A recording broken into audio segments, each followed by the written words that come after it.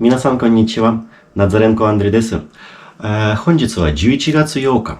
11月8日といえば、アメリカの中間選挙の日ですね。で、最近はその中間選挙をめぐって様々な噂が出回っています。視聴者の中にも、もう共和党が勝ってしまったら、ウクライナに対する支援がなくなるではないかと、心配してくださっている方もいるのではないかと思います。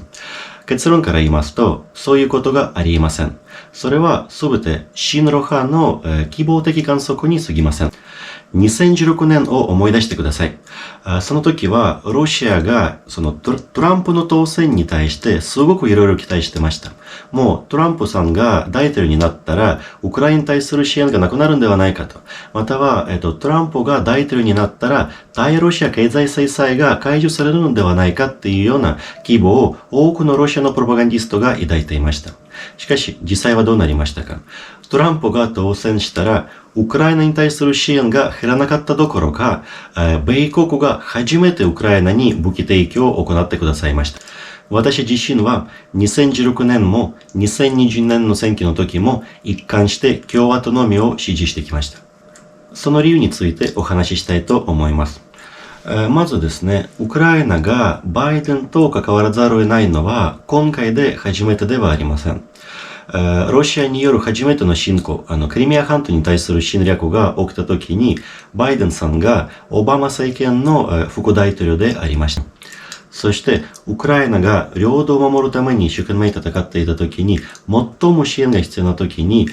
彼がウクライナに対する軍事支援に関しては非常に消極的な立場をとっていました。武器を提供したら戦争が拡大するのではないかとか、または台湾による平和が必要だとか、もう本当に日本のお花畑野党に負けないぐらいの理想主義的な主張をしてきました。そして最終的に我々は米国を味方につけるためにはバイデンさんの息子にお金まで渡さなければいけなかった。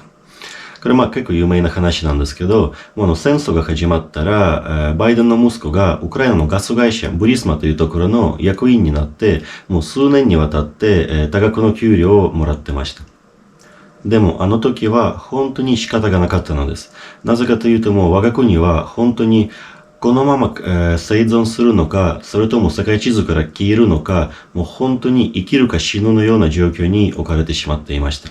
だからその米国を味方につけるためには数億ドル払ったのであれば、それも仕方なかった。もうそういうような要求に応じざるを得ませんでした。応じたにもかかわらず、オバマ政権が続いた限りに、我々は結局武器を提供してもらえませんでした。オバマさんとバイデンさんが見捨てたのはウクライナだけではありません。シリアもそうでした。オバマ大統領がアサド政権が化学兵器を使ったらアメリカが介入する、それはレッドラインだと言いながらも、結局化学兵器が使われても何の行動も起こしませんでした。むしろアメリカは世界の警察官ではないと言って、シリアの国民を見捨てました。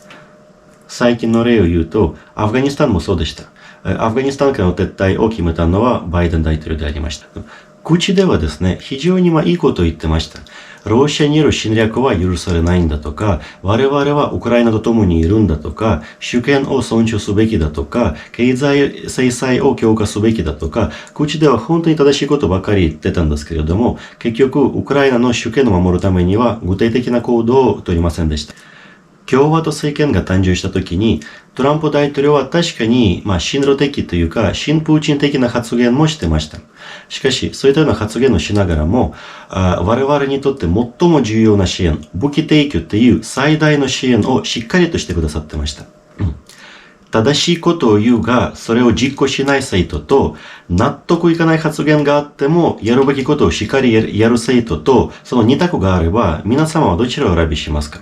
私ももちろん後者をお選びします。だから共和党を支持しております。そもそも今の共和党がウクライナを支持してないというのは真っ赤な嘘です。ウクライナ支援に関する米議会の審議を見てみてください。投票の結果を。例えば一番有名なのはアメリカのレンドリス法っていう法律なんです。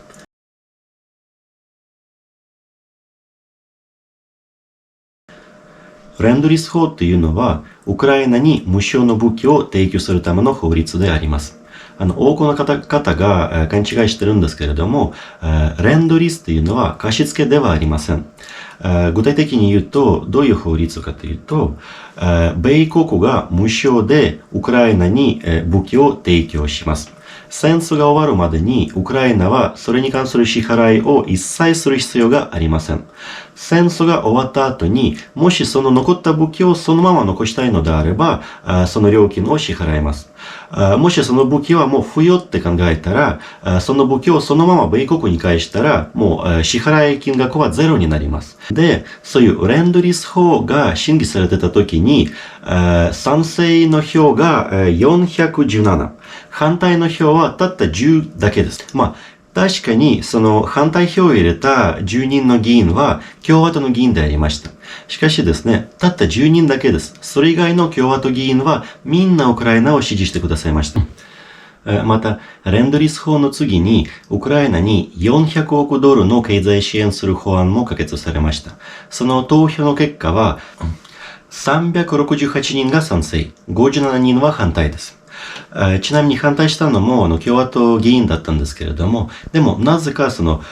反対した57人の共和党議員が注目されがちですけれども、でも残りの139の共和党議員は賛成に票を入れたわけなんですよ。つまり共和党党内でもウクライナ支持派が圧倒的に多いということですよ。そして、その57人はなぜ反対したか、よく理由を聞くと、別にウクライナを支援すべきではないと言ったわけではないんですよ。例えば、下院における共和党のリーダーであるマカーシーさんがですね、こう言ってました。米国が経済的に疲弊するときに、ウクライナに白紙の小切手を渡す状況にはないと。ウクライナへの支援自体を否定したわけではないんですよ。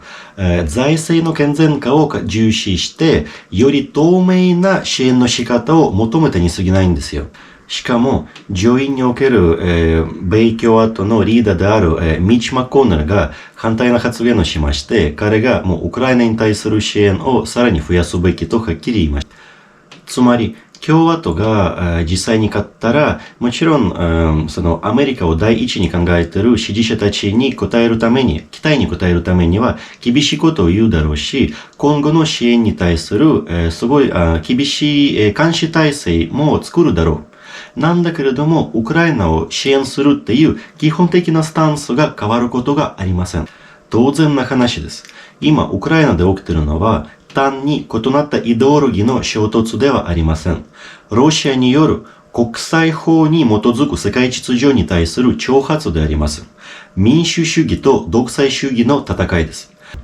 米民衆党も共和党も民主主義者である以上に、ウクライナ側に立つのは極めて自然な姿勢であります。それを聞いた親ロ派が多分発狂するでしょう。嘘だ、ウクライナが見限られたのだとか、ウクライナはもう負けたのだとかいろいろ言うんですよ。でも彼らはね、戦争が始まってからずーっとそれを言ってるんですよ。もう何十回もそういう話を聞いたことがあります。そして彼らの要素が毎回外れます。私はですね、今すぐに信じる必要がありません。あと数週間待てば誰が正しかったか明らかになります。さて、本日もご清聴ありがとうございました。